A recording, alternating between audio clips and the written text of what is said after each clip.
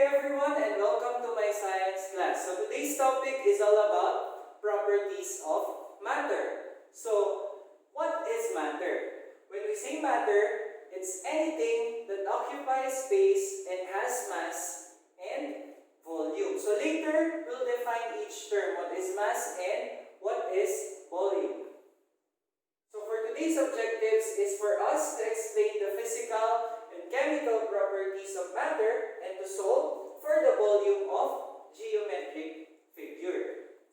So when we say matter, everything around us is matter. The solid, water, and air, or even our bodies are considered matter. Matter has different properties that make them different from one another. Some types of matter have properties that make them good materials for producing useful products. Other types have properties that make them harmful, and sometimes matter also undergoes changes that affect their properties.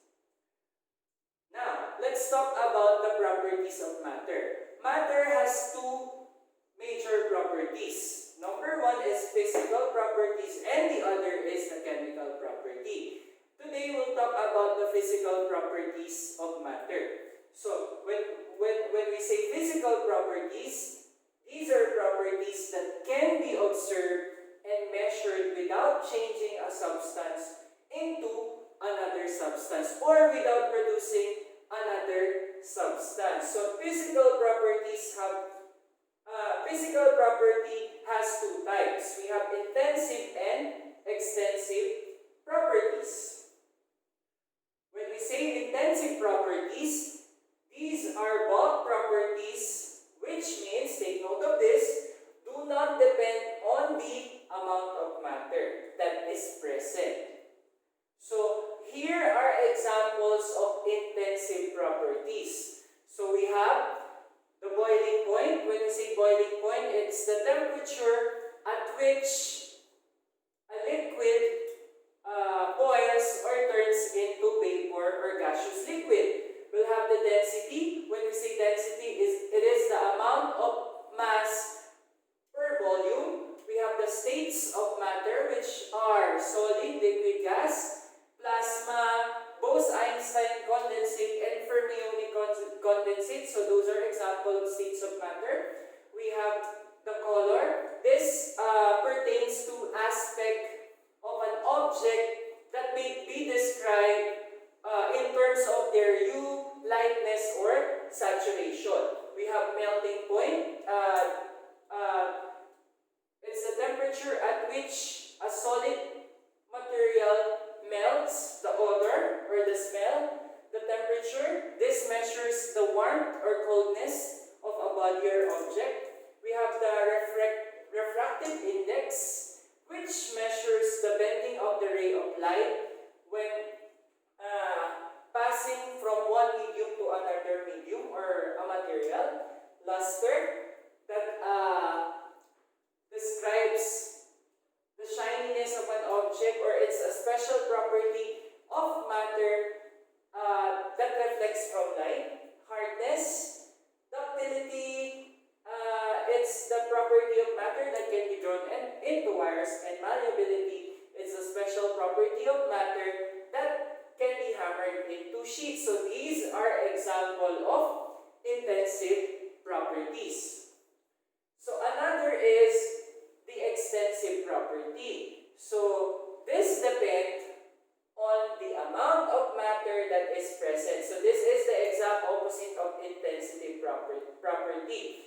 Intensive property. So again, it depends on the amount of matter that is present in an object. So example of extensive properties are the following. We have mass, the size, weight, length, and volume. So,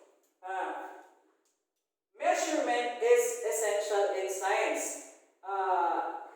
Experiments or scientific experiments depend on measurement. During the ancient Sumerian and Egyptian, during the time of ancient Sumerian and Egyptian, they depend on use their body for measurement. They were able to develop the units for measurement. So we have mass. When we say mass, it's the measure of the quantity of matter that a body or an object contains, or the amount of matter present in an object. When we say weight, it's body's relative mass or quantity of matter contained by it, giving rise to a downward force. Or in other words, it's the heaviness of a person or thing. Or it pertains to how heavy or light an object is. So weight is affected by the gravity. So weight is different from mass. Size pertains to how large or how small something or someone is. Length is the measurement of extent of something from end to end, or the distance from one point to another. And then the last physical property is volume. When we say volume, it's the amount of space that a substance or object occupies, or it's the amount of space occupied by an object. So today, we are going to solve for the volume of the following geometric figures, which are cube and rectangular prism. So let us be familiarized first with the volume, or with the formula that we are going to use. So for cube, the formula is V is equal to S cube. S stands or represents the measurement of the side of each. S represents the measurement of each side of the cube. And this is the formula. For rectangular prism, the formula that we are going to use is volume is equal to L times W times height. L represents length. W is the width or the thickness of an object, and then H stands for height. First, we are going to solve for the volume of cube. Again, the formula is V is equal to S cube. Now, let us try to find the volume of a cube with a side length of 24 centimeter. So first, we are going to identify what is given. So here, we only have one given. Since 24 centimeter represents the measurement of each side of the cube. So, our given is S is equal to 24 centimeters. Please take note that you have to identify what is 24 centimeter or 24 centimeters. If you're just going to write 24 centimeters, that will be incorrect. So you have to identify the given. So the S is equal to 24 centimeter. After identifying the given, of course, we have to identify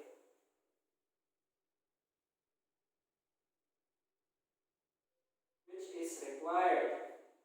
So here we are looking for V, and V stands for, we are only looking for the volume of the cube. And then let us rewrite again the formula. So you have to be familiarized with the formula. So the formula that we are going to use in order to find the volume of cube is V is equal to S cube. And there, after completing that, we have to solve the volume. So in our solution, we have to rewrite again the formula. So the formula is V is equal to S cube. And then substitute. So what is the measurement or the length? So we have 24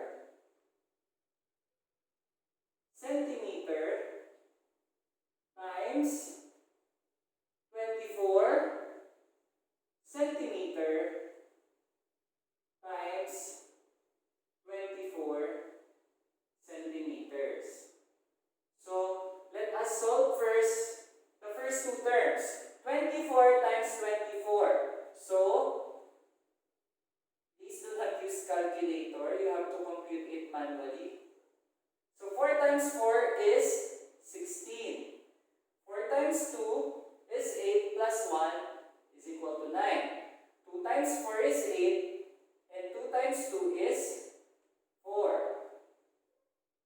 Add 6. 9 plus 8 is 17. Carry 1. 4 plus 1 is 5.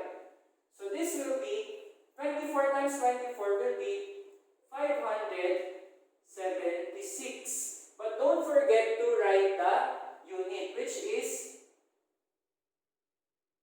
centimeter squared, because we multiplied 2 centimeters. And then the remaining term, which is 24 centimeters. And then multiply 576 to 24 centimeter. So 576 times 24. 4 times 6 is 24. 4 times 7 is 28 plus 2, 30. 4 times 5 is 20 plus 3 is 23. 2 times 6 is 12. 2 times 7 is 14 plus 1, 15. And 2 times 5 is 10 plus 1, 11. And then we'll add 2, 5 plus 3 is 8. 2 plus 1 is 3, and then bring down 1. So the answer is 13,824. And do not forget to write the unit, which is cubic centimeters. And then box your final answer. So the volume of the cube is 13,824 cubic centimeter. So that's how we solve for the volume of cube. Let us now move to rectangular prism. So here, the formula is different from cube. So the formula will be V, or the volume, is equal to length times width times the height. So let us first identify the sides of the rectangular prism, or let's label it. So this one is the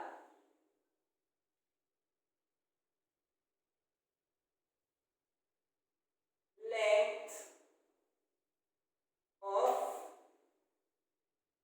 the rectangular prism. Okay. And this one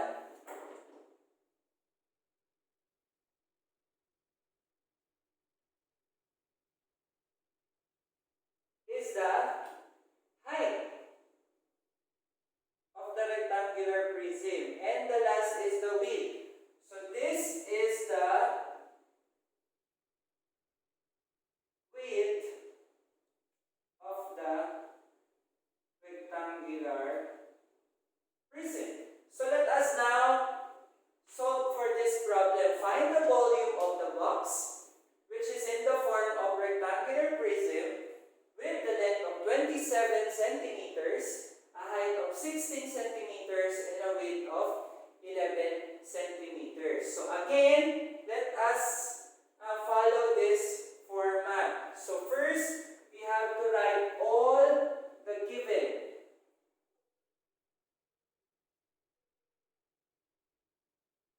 So for our given, we have L. Again, you have to label it properly or identify each measurement properly. So length is 27 centimeters. So this one is 27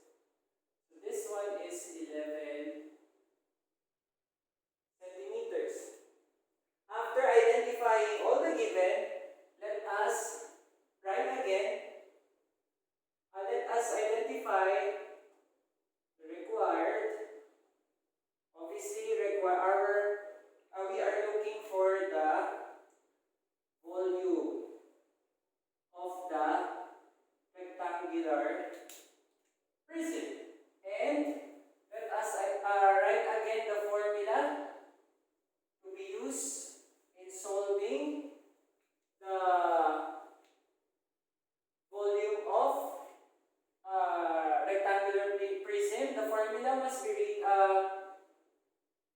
complete.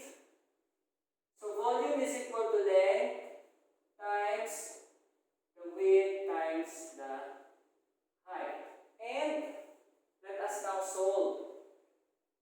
Solution. Again, in our solution, we have to rewrite again the formula. V is equal to length times width times the height. So let us substitute. Length is 27 centimeters times the width is 11 centimeters and the height, which is 16 centimeters. So let us solve first these terms, or the first two terms. We have 27 times 11 centimeters. So 27 times 11, 1 times 7, 7, 1 times 2, 2, 1 times 7, and 1 times 2 is 2. Add 7, 7 plus 2 is 9, and then bring down 2, which gives us 297. Don't forget to write the unit, centimeter cube. Squared. Sorry. And then we multiply it to 16 centimeters. So 297 centimeters squared times 16 centimeters. 6 times 7 is 49.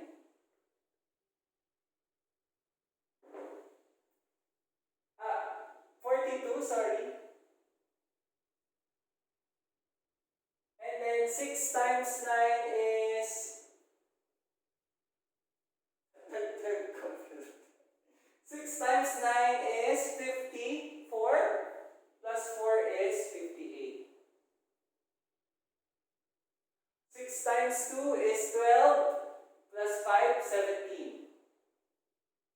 1 times 7 is 7. 1 times 9, 9, and 1 times 2 is 2. So add 2, 8 plus 7 is 15. 7 plus 1, 1 plus 7 plus 9 is 17. And then 2 plus 1 plus 1 is 3 and 4. So the answer is 4,752. 4,752 cubic centimeter. And don't forget to box your final answer. So that's it for our lesson.